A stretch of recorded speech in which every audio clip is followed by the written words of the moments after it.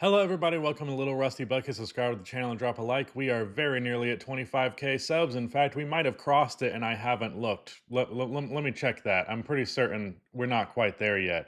Yeah, we are at 24,915 subscribers. So join the Rusty Buckets family.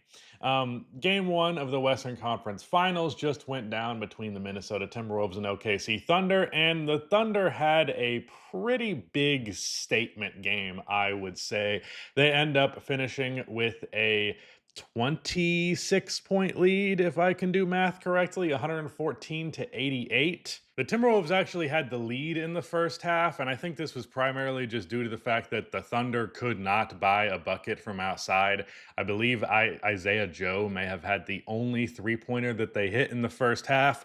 In fact, by the midway point in the third quarter, the Thunder had only attempted 10 three-pointers while Minnesota had taken 35.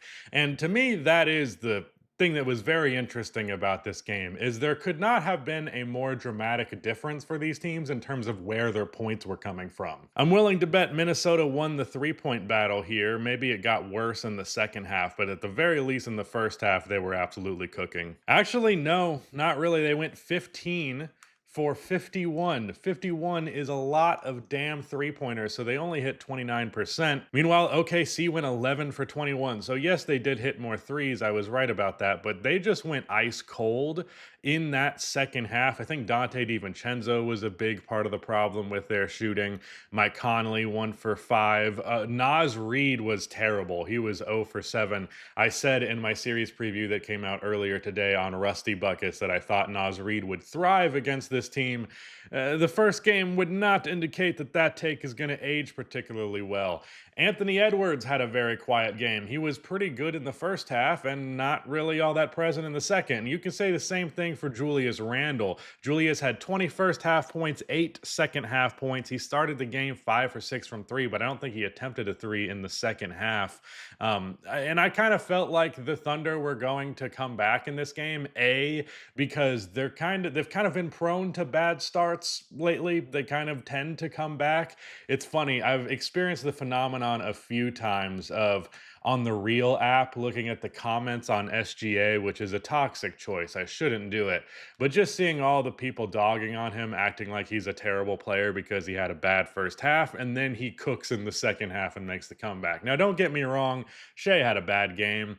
31 points. He had 11 of 14 free throws. He also got away with an egregious up and down travel. Although to be fair, I looked extensively. It didn't seem like any of the refs had a direct sight line on the shot. So sometimes stuff like that happens. But 10 for 27 is bad. 0 for 4 from outside. Is he? I guess one of his. I know for a fact he hit a foot on the line too, if that shit was not a 3, because I feel like he definitely hit a pull-up 3, but okay. However, he had 9 assists and 2 turnovers. I heard listening to their coverage or series preview on Nerd Sesh, Carson Breber brought up the fact that Shea is the lowest turnover player out of a scorer of his volume, at least out of the guard position in NBA history. And yeah, the thing about Shea's playmaking is that it's extremely functional. He's not someone who's going to go out there and throw dimes that completely boggle you, but he's always going to make the right play. And he's pretty much always going to find his way to 31 points. That's really the marker for him. I will say probably 3 of the shots that he got free throw attempts out of shouldn't have got a call. I definitely got the sense of frustration out of Anthony Edwards because he was a victim of a couple of those calls. But, he gets away with the grift sometimes. Never said that wasn't true, and it was not the reason why the Timberwolves lost this game, though I'm sure they will all pretend like it was. Not all, but enough. J-Dub. Did he get a 5x5? No, I'm dumb. He got a 5x4. He has 0 blocks, Jacob. Reed. Yeah, I don't know why I thought that. He had 5 steals, 19 points, 8 rebounds, 5 assists, 1 for 2 from 3, and 7 for 18. Not very good. However, he was really good in the third quarter, and him and SGA really popped off in that third quarter, and they ended up winning that quarter by 14 points, and then they only proceeded to bury the Timberwolves further in that fourth quarter. A big reason why I think the Timberwolves lost this game is Chris Finch. The rotation was not handled well. First of all, the Jalen Clark minutes, that stuff was just weird. Rudy Gobert was great. He was obviously not very good offensively. He only had one turnover, though, and he had one bucket.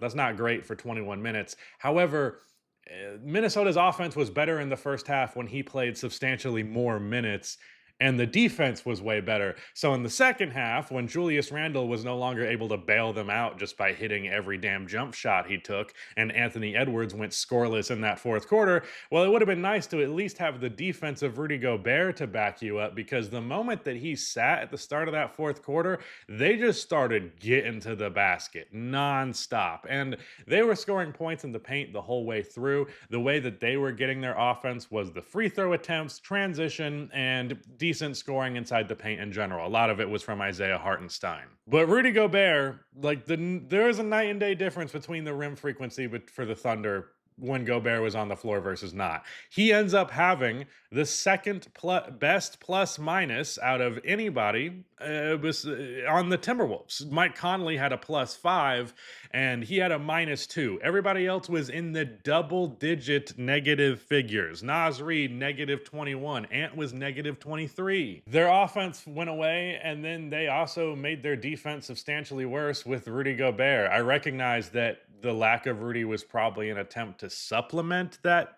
defense or that offense, but the balance did not work out, and I did not much care for the rotation. On top of that, at the start of the fourth quarter, not only was Gobert not in, but Anthony Edwards wasn't in. So they were running basically an offense first lineup with Randall, Dante DiVincenzo, Mike Conley, and McDaniels, although McDaniels, I think, fouled out either in the third quarter or the fourth quarter. But there was a lineup that did not feature Rudy Gobert or Anthony Edwards. So your best defensive player and your best offensive player are both not in the game. So the offense lagged behind and the defense lagged behind, and it only ensured that the lead that the Thunder built earlier would continue to grow. I need to say this about the Thunder. I don't think this is nearly as good as this team can be.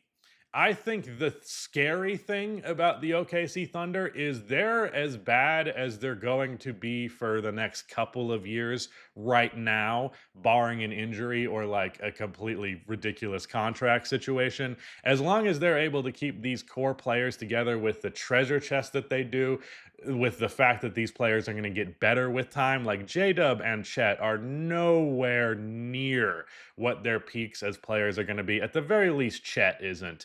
J-Dub, maybe you could argue he peaked a little bit early, but nah, I think J-Dub is still substantially far from what his ceiling is. So this is the time to beat the Thunder if you're going to beat them. But the thing is, the reason they are so good and the reason I bet on them every time is their defense. They have the best defense in the playoffs thus far. Another stat that I'm ripping from Nerd Sesh, again, Carson mentioned that this was the biggest disparity in playoff defense through the first two rounds since the 1971 Milwaukee Bucks. That is substantial. This is an all-time great defense. They're just going to keep killing you. They got 13 steals in this one. What's interesting is the turnover difference actually wasn't that dramatic. It was 17-12. However, the Thunder capitalized on every fucking one of those things. Like the points in the paint difference, the points on the fast break difference couldn't be more dramatic. I'm not sure.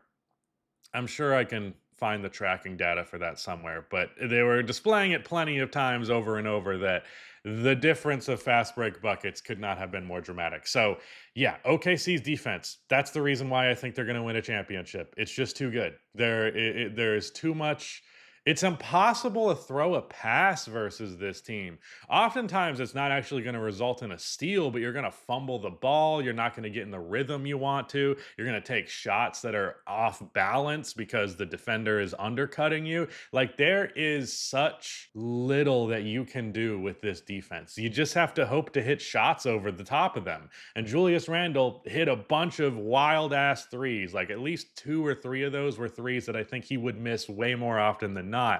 But as soon as they didn't have that to fall back on, their offense was bad. Their offense was bad. Capital BAD bad. In fact, what's the math on this? Minnesota at halftime, they had 48 points and they finished the game with 88. So, I mean, that's only 8 less points than they scored in the first half. But OKC turned up the offense while Minnesota did not. And I know there's going to be people complaining about the free throw disparity. I just want to be very clear about this. One team took 53 pointers, the other team took 20 less of them, and they only attempted 5 more free throw attempts. One of these teams was getting in the paint nonstop. SGA probably got 2 or 3 calls he shouldn't have, but otherwise, this was a well officiated game. Oh, he also should have been called for that travel. And the Thunder won this shit legitimately. I don't know. I have too much PTSD about people trying to act like 2 bad calls determines a game where they lost by fucking 20 points. But whatever. Yeah, I'm looking forward to the rest of the series. Just because the Timberwolves lost this game in this fashion does not mean that they're out. This wasn't as bad of a loss as the Thunder gave the Nuggets, and the Nuggets punched them right in the mouth in game 3. So I think the Timberwolves are going to fire strong in game 2. I think I'm still going to go with OKC to win that one. However, home court advantage has been basically non-existent in this year's playoffs. So I think there's also that game is really a coin flip to me. But we shall see. Can't wait to talk about the Eastern Conference Finals tomorrow. I'm actually writing up my series prediction, so make sure to check that out when it is up tomorrow morning. But that is it. Goodbye.